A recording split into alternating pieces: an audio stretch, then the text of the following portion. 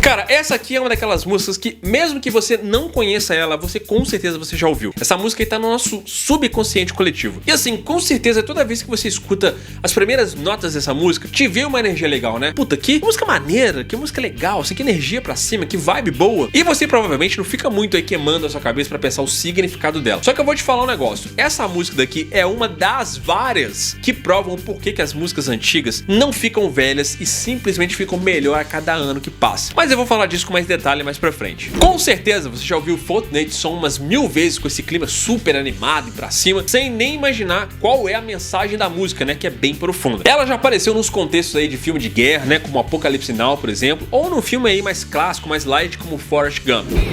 Now they told us that Vietnam was going to be very different from the United States of America.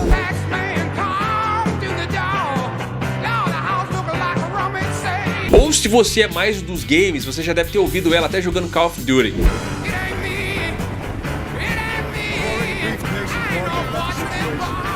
You know, there's lots of things you expect in war. Carnage, the sleepless nights. But what they don't prepare you for is the incessant use of Fortunate Son. Mas, com esse clima aí todo animado, talvez depois de entender o que o Creedence queria dizer, você vai achar meio irônico ela ter aparecido desse jeito. Porque a Fortunate Son, com seus míseros 2 minutos e 21 segundos, é uma crítica muito forte à hipocrisia da guerra da época. É a resposta de um cara comum para um sistema que dizia para as pessoas morrerem pelo seu país, mas que nunca se sacrificou como ele próprio exigia dos outros.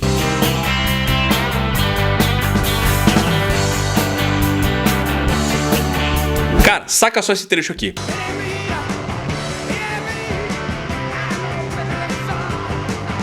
É simples, é direto, mas é exatamente por isso que é ótimo. John Fogerty, vocalista cérebro do Creedence, estava muito frustrado com o que ele estava vendo nos anos 60 lá nos Estados Unidos. O país estava vivendo na época um momento da guerra no Vietnã, com vários soldados americanos morrendo em várias florestas a milhares de quilômetros de casa. E quem que eles estavam mandando para lá? Vários jovens e trabalhadores que não podiam pagar uma faculdade para ganhar isenção de ir para a batalha. O cara mais simples do interior que não tinha nem quem defendesse ele. A Fortunate Son nasceu justamente para criticar isso. Uma convocação que era seletiva para a guerra que os Estados Unidos decidiram travar. Só que essa música acabou sendo usada em tudo que é cena de ação, com um monte de soldado orgulhoso no cinema, como se fosse um hino patriota. Enquanto a letra tava ali gritando.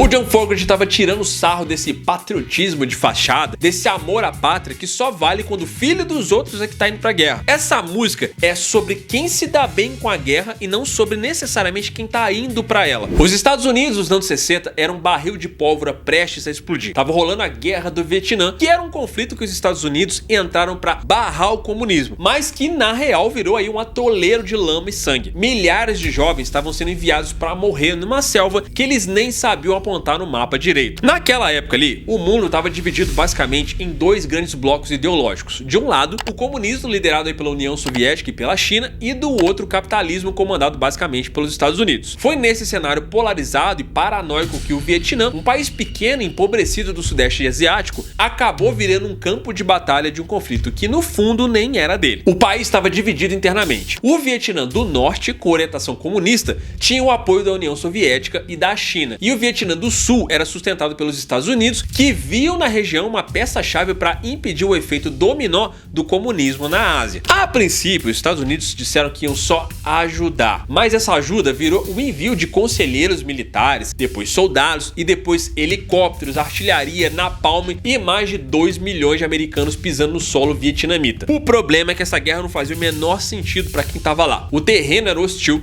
a selva era fechada, o inimigo ficava escondido em vários túneis subterrâneos e usavam várias táticas de guerrilha muito eficientes para eles. Muitos soldados nem sabiam exatamente pelo que eles estavam lutando. A justificativa oficial do governo americano era de que eles estavam ali para impedir o avanço do comunismo. Mas a verdade é que existia sim um certo medo e muitos interesses econômicos por trás dessa decisão. Os Estados Unidos, que tinha saído como herói lá na Segunda Guerra Mundial, meio que não queria perder a sua moral com o mundo. Só que a conta dessa vaidade caiu direto no colo de quem mais precisava do próprio país, o jovem americano, que era menos favorecido. Esses foram os caras que foram convocados para lutar. E enquanto isso, os filhos da elite estavam conseguindo isenções quase que automáticas porque eles estavam matriculados em faculdades particulares. Ou então, os caras diziam que eles tinham problemas médicos com os laudos que eram meio suspeitos, que eram comprados, ou eles simplesmente davam um jeitinho. Um exemplo aí muito emblemático disso é o caso do Donald Trump. Sabe o Trump? O presidente dos Estados Unidos? Na época, ele conseguiu se livrar do alistamento dizendo que ele tinha uns esporões no calcanhar. E enquanto isso, os caras aí com 18, 19 anos estavam morrendo lá nas florestas que eles não conheciam,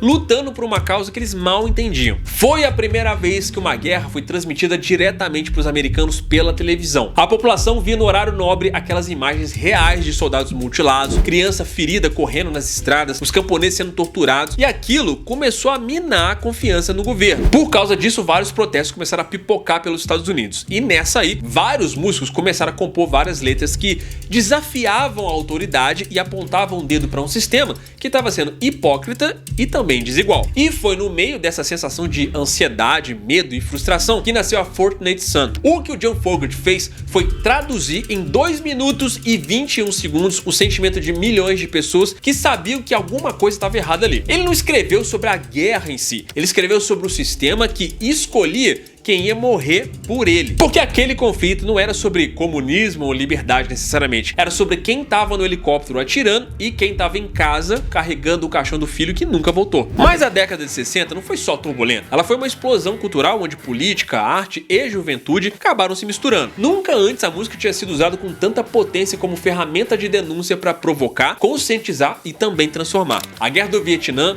os assassinatos aí de líderes, como Martin Luther King e Malcolm X, os protestos pelos direitos civis, a contracultura psicodélica, tudo estava acontecendo ao mesmo tempo e a música estava bem no meio disso tudo, como se fosse a trilha sonora de uma sociedade que estava tentando se reinventar. Foi nesse contexto, por exemplo, que apareceu o Bob Dylan, que trocou o violão folk pela guitarra elétrica, ainda que ele fosse ouvir aí algumas vaias lá em Newport. Ele escrevia que nem um cronista em tempo real. Era um cara que sabia que cada verso podia virar um cartaz de protesto depois. O próprio Jimi Hendrix foi outro que pegou a guitarra aí como se fosse uma arma, só que uma arma para provocar. A versão dele distorcida do hino nacional dos Estados Unidos, que ele tocou lá no Woodstock, foi uma crítica muito sutil e também muito forte à hipocrisia americana.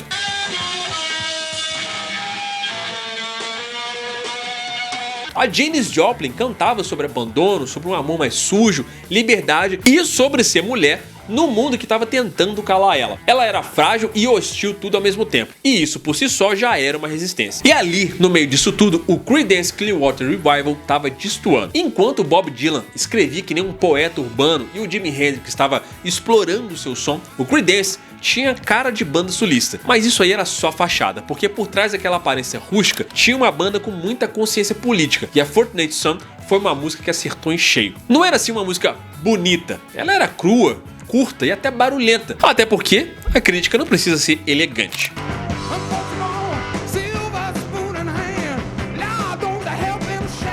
Tá aí uma boa frase para pensar no que era os Estados Unidos naquele momento. Só que tinha um detalhe que começou a envenenar o povo por dentro. Como quem geralmente era mandado pro front era o americano de classe média, essa realidade fez o John Fogerty ficar irado. Ele mesmo quase foi parar na guerra, ele chegou a ser convocado. Ele se alistou, passou por um treinamento militar básico, só que escapou do Vietnã por muito pouco, ficando numa base lá nos Estados Unidos. E aí, quando ele voltou pra vida civil, vendo toda aquela hipocrisia rolando, ele escreveu Fortunate Son numa tarde só, na força do ódio. E aí ele nem precisou florear muito. Ele não tentou fazer assim uma poesia e nem uma alegoria escondida, ele botou tudo muito na cara. Ela mostrou como o patriotismo seletivo protegeu quem nasceu em berço de ouro. E como a bandeira americana, que dizia representar todo mundo por lá, muitas vezes só servia para representar algumas pessoas. E não era só a letra que incomodava. O riff, a bateria que era mais seca, o tom mais rígido do Fogerty, tudo foi feito para parecer um protesto muito direto. Quando ela foi lançada em 1969, no auge do caos político dos Estados Unidos, a música caiu como uma luva. E detalhe, ela foi lado B de single. Era pra ser só mais uma música complementar, mas virou um protesto. O Creedence podia até parecer uma banda de redneck sulista com aquelas guitarras elétricas e a estética country, mas na real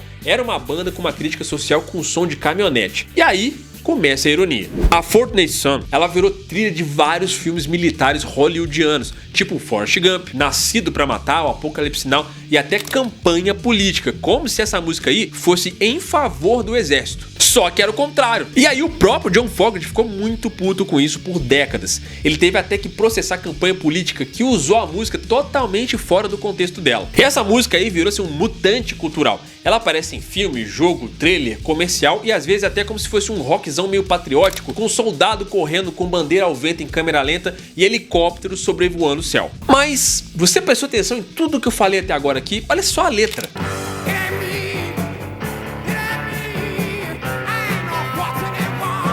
Essa música é um ataque direto para esse tipo de propaganda. É tipo colocar o Cálice lá do Chico Buarque para vender campanha militar. É a apropriação máxima do som por quem não entendeu ele. Ou pior, por quem entendeu e deturpou de propósito. E isso irritou muito John Fogerty. Em 2004, por exemplo, ele processou a campanha do George W. Bush por usar a música sem autorização dele. A campanha republicana colocou Fortunate Son como se fosse um símbolo de orgulho americano enquanto estava mandando os jovens para a guerra no Iraque. Basicamente repetindo o mesmo erro que a música estava denunciando 35 anos antes. Quem entende essa mensagem se vê como o cara que se dá mal por um sistema que é pra lá de injusto. Mas geralmente, quem não entende ou não tá ligado, escuta aí só achando que é um rockzinho divertido com uma vibe bem legal. Aliás, olha o nível da parada. Em 2020, no 4 de julho, o Donald Trump pousou de helicóptero ao som de Fortunate Son. Um bilionário que evitou o serviço militar, fazendo pose de defensor da América, chegando como um herói de guerra. E isso tudo ao som de uma música que na prática estava tirando sarro exatamente de situações como essa. A história se repete como piada reciclada. Mas mesmo assim, né, o mais legal é que essa música resistiu. Em 2023, o John Fogerty conseguiu recuperar os direitos autorais completos do Creedence, depois de décadas preso a contratos que eram bem injustos também. E aí voltou a tocar Fortunate Son com o mesmo tom de denúncia de antes. Como quem diz, ó, eu avisei isso aí tudo lá em 1969. Vocês que não prestaram atenção.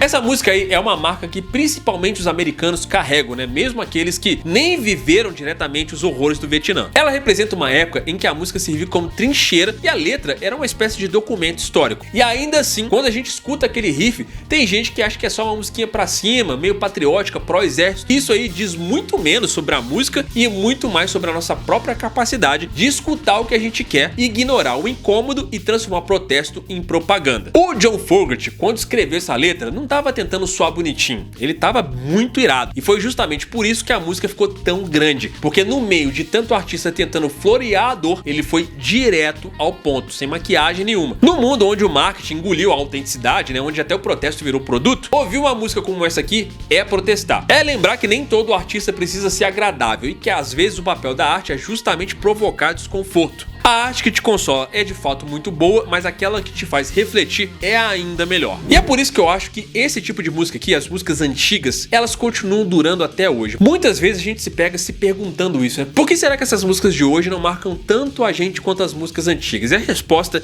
tá bem aqui. Fortunate Son é um excelente exemplo disso. As músicas antigamente, elas basicamente tinham muito apoio no que era real, na realidade que as pessoas estavam vivendo na época. Quanto mais real é a mensagem da letra, mais real é a música, e por isso mesmo ela consegue perdurar tanto tempo, porque não importa quanto tempo passar, essa música sempre vai ser muito real para quem escutar ela, independente do contexto, porque de fato ela foi feita baseada numa realidade de quem escreveu ela, diferente da maioria esmagadora das músicas hoje, que é feita basicamente para agradar ao algoritmo. As músicas hoje são feitas para acompanhar tendências, basicamente a plataforma te premia se você repetir uma fórmula que deu certo para outra pessoa, o que faz com que os artistas necessariamente não estejam se apegando ao que está acontecendo em volta deles na realidade, mas sim no que os números estão pedindo. Então as músicas acabam ficando muito superficiais porque elas estão tentando simplesmente acompanhar uma tendência e não uma coisa que está sendo pega no real aqui, ó, palpável, que está sendo contada na história. E é por isso que as músicas duram 3 meses e depois desaparecem, diferente das músicas dos anos 60, 70, 80 e por aí vai, que a gente até hoje escuta e sente muita profundidade. Todas elas foram feitas ou escritas a partir de sentimentos muito reais, muito genuínos de coisas que estavam acontecendo na prática e não porque era uma necessidade de algoritmo pra esses caras que nem precisavam depender disso na época. E aí, cara, quantas vezes você escutou Fortunate Son com essa vibe toda animada, essa música super da hora e nem parou pra pensar na profundidade dela? É um grande de um protesto, é uma música muito boa, né não? O que você achou dela? Deixa aí nos comentários. Tamo juntão, muito obrigado pela sua audiência, até a próxima, valeu!